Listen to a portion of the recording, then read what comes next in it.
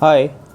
आज की इस वीडियो में हम डिफरेंस चेक करेंगे बॉक्स और डिव दोनों में कि क्या डिफरेंस है। दोनों रेंडरिंग टाइम में, दोनों अगर रेंडर हों तो कितना टाइम लेंगी, इन दोनों के प्रोज एंड कॉन्स क्या हो सकते हैं। ठीक है, क्योंकि अगर आप एज ए रिएक्ट डेवलपर काम कर रहे हैं तो आपको इन चीज़ों का पता होना चाहिए।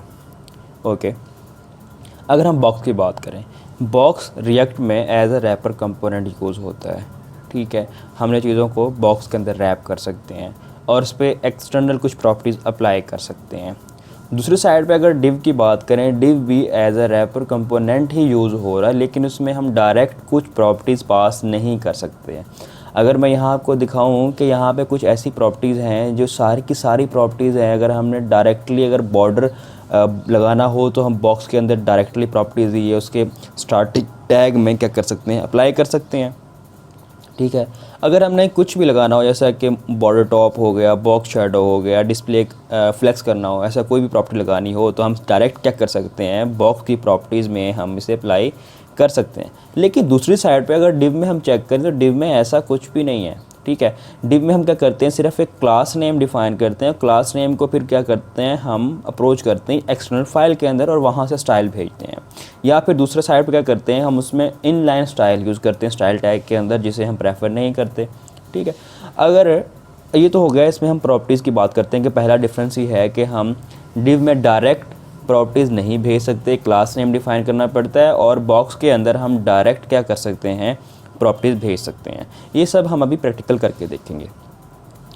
अब यहाँ पे एक और हमें यहाँ पे फैक्ट मिलते हैं। फैक्ट ये कहते हैं कि हमारे पास, अगर हम इसकी यूजेस की बात करें, यूजेस में क्या होता है कि हमारे पास ऐसा है कि अगर इसके कुछ यहाँ पे फैक्ट लिखे हुए हैं कि हमारे पास जो एक डिव है उसे हम रेंडर करें। सपोज़ करें कि हमारे पास क्या है, 1000 डिव हैं, तो उन्हें रेंडर होने के लिए क्या होगा, 100 मिलीसेकंड का टाइम रिक्वायर्ड है ऑलमोस्ट। और अगर हमारे पास 1000 बॉक्सेस हैं तो उनको रेंडर होने के लिए क्या टाइम रिक्वायर्ड है, 370 मिलीसेकंड का। ठीक है, दोनों में डिफरेंस है टाइम में, चलो ज़्यादा तो नहीं है, मिली सेकेंड में है, लेकिन डिफरेंस तो है ना। तो दोनों के रेंडर होने में टाइम कम और ज़्यादा, एक में कम लगेगा, दूसरे में ज़्यादा लग रहा होगा। अगर सपोज़ करें आप बहुत बड़े प्रोजेक्ट पे काम कर रहे हैं और वहाँ पे आपने ज़्यादा बॉक्सेस यूज़ किए हैं, बॉक्सेस आप यूज़ क्यों करेंगे, ज़्यादा प्रॉपर्टीज़ प्रोवाइड करने के लिए। अगर सिंपल आपका मकसद बॉक्स में प्रॉपर्टीज़ यानी कि बॉर्डर स्टाइलिंग प्रोवाइड करना हो, तो मैं प्रेफर करूँगा कि आप क्लास नेम लें और एक्सेल फाइल में जाके इसको क्या करें, हिट करें। तो बेहतर है जब हम ये सब क्लास नेम ही दे रहे हैं तो हम डिव ही यूज़ कर लें। ठीक हो गया, तो ये चीज़ है। आइए हम प्रैक्टिकली देखते हैं कि इस पर हम कैसे काम कर सकते हैं। मैंने ऑलरेडी एक प्रोजेक्ट बनाया हुआ है। अब मैं यहाँ कहता हूँ कि मैं एक बॉक्स डिफ़ाइन कर लेता हूँ। ये मैंने बॉक्स ले लिया। ठीक है, इसके अंदर मैं कह देता हूँ कोड विद गूगलर। ठीक है, अब ये हमारा बॉक्स है। अब बॉक्स में से हमने चेक किया कुछ हम एक्सटर्नल प्रॉपर्टीज़ डायरेक्टली प्रोवाइड कर सकते हैं। जैसे मैं कहता हूँ मैं इसमें बॉर्डर अप्लाई करना चाह रहा हूँ। अभी देख लिया कि हमारे पास आउटपुट क्या आ रही है। यहाँ पे सिंपल क्या मिल रहा है, हमें एक टेक्स्ट मिल रहा है जो हमने बॉक्स में लिखा हुआ है। अगर मैं इस पर एक्सटर्नल इस पर स्टाइलिंग अप्लाई करूँ तो हम डायरेक्ट प्रॉप के थ्रू भेज सकते हैं, जैसा हमने अभी डिस्कस किया। ठीक है, तो मैं ये कहता हूँ कि यहाँ हमारे पास इसकी बॉर्डर जो है वो क्या हो, 1 पिक्सल सॉलिड ब्लैक। ठीक है, तो इसे रिफ़्रेश कर लेते हैं। नहीं, कहीं पे गड़बड़। अच्छा ठीक है, बॉर्डर की स्पेलिंग गलत लिखे हुए हैं हमने, तो बॉर्डर की स्पेलिंग ठीक करते हैं। आई होप सो कि अब ये इशू नहीं करेगा। ठीक है, हाँ हमारे पास हमें बॉर्डर मिल रही है। ठीक है, थोड़ा सा इसे बेहतर करते हैं, हम इस टैग को रिमूव कर देते हैं या डिस्प्ले फ्लेक्स लगाना पड़ेगा। हम उसमें स्टाइलिंग पे फोकस नहीं कर रहे, सिर्फ हम एक्सप्लेन कर रहे हैं चीज़ों को, इसलिए सिंपल रखते हैं।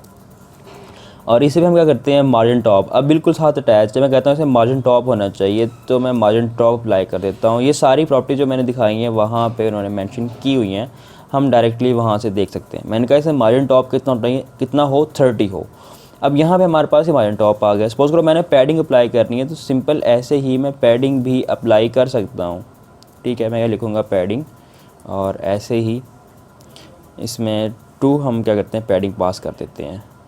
रिफ़्रेश किया तो हमारे पास पैडिंग अप्लाई हो गई। अब डिव, अगर अब यहाँ पे हमारी डिव होती तो डिव में हम डायरेक्ट ऐसा कुछ नहीं कर पाते। ठीक है। यहाँ पे मैं एक डिव भी ले लेता हूँ, ठीक। ये हमारे पास एक डिव है और डिव के अंदर भी हम यही टेक्स्ट ले लेते हैं। ये मैंने यहाँ पे पास कर दिया।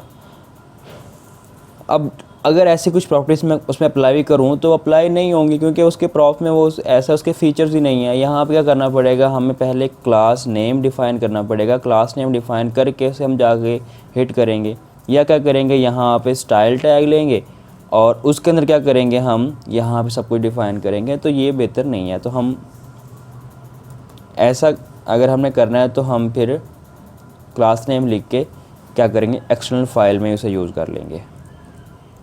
अच्छा जी, उसके बाद अब यहाँ पे हमारे पास एक और प्रॉप यहाँ पे ये गेट कर सकता है, वो है एसएक्स का। अगर हमने मल्टीपल प्रॉपर्टीज़ हम कहते हैं कि हम ऐसे अलग अप्लाई नहीं करना चाह रहे, तो हम ऐसे भी कर सकते हैं, ठीक है। मैं कहता हूँ कि इसमें लेकिन थोड़ा सा हमें कोड लिखने का तरीका चेंज होगा। जैसे मैं कहता हूँ कि यहाँ पे पैडिंग है, अगर यहाँ से मैं ख़त्म कर दूँ, ठीक है, तो अगर मैं यहाँ लिखना चाह रहा हूँ तो यहाँ पे क्या होगा, पैडिंग, और मैंने 2 अप्लाई कर दी। अभी हमें क्या मिलना चाहिए, सेम रिज़ल्ट मिलना चाहिए, और वही हमें रिज़ल्ट मिल रहा है।